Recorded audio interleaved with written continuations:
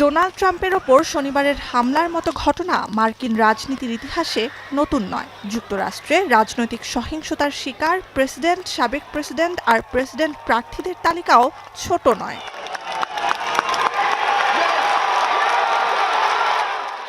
1776 সালে রাষ্ট্র হিসেবে প্রতিষ্ঠার পর থেকেই যুক্তরাষ্ট্রের রাজনীতি কলঙ্কিত হয়েছে বহু গুপ্ত হত্যা আর হত্যা চেষ্টায়। তালিকায় প্রথম নাম আব্রাহাম লিংকন।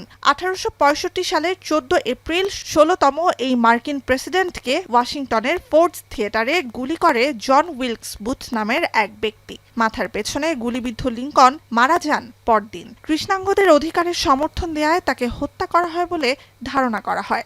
এর 12 দিন পর নিরাপত্তা বাহিনীর সদস্যদের গুলিতে নিহত হন ভার্জিনিয়ায় পলাতক লিংকনের হত্যাকারী।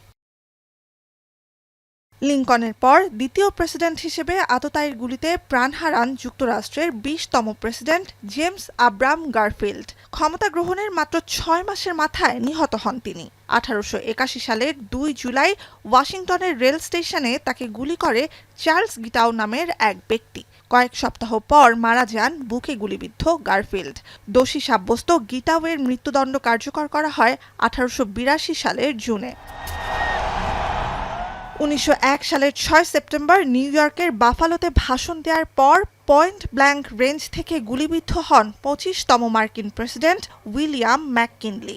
সেরে উঠবেন বলে চিকিৎসকরা আশাবাদী হলেও গুলিবিদ্ধ হওয়ার 8 দিন পর দ্বিতীয় দফায় ক্ষমতা গ্রহণের 6 মাসের মাথায় গ্যাংগ্রিনে মৃত্যু হয় ম্যাককিনলির। তার হত্যাকারী হিসেবে দোষী সাব্যস্ত লিওন চোগসকে ইলেকট্রিক চেয়ারে রেখে মৃত্যুদণ্ড কার্যকর করা হয় পরের মাসেই।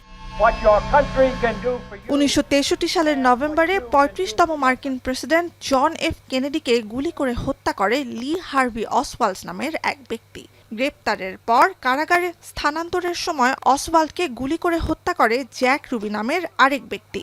যুক্তরাষ্ট্রে হত্যাকাণ্ডের শিকার চতুর্থ প্রেসিডেন্ট কেনেডি। এখানেই শেষ নয়। প্রেসিডেন্ট কেনেডিকে হত্যার 5 বছর পর 1968 সালে তার ভাই রবার্ট এফ কেনেডিও গুপ্ত হত্যার শিকার হন। প্রেসিডেন্ট প্রার্থী হিসেবে ডেমোক্রেটিক পার্টির মনোনয়ন প্রত্যাশী ছিলেন নিহত সিনেটর কেনেডি। 1972 সালে আরেক ডেমোক্রেটিক প্রেসিডেন্ট পদপ্রার্থী জর্জ ওয়ালেস আততায়ীর গুলিতে প্রাণে বাঁচলেও কোমর থেকে নিচে দেহের বাকি অংশ অবশ হয়ে যায় তার। ব্যর্থ হত্যা চেষ্টার তালিকা আরও দীর্ঘ।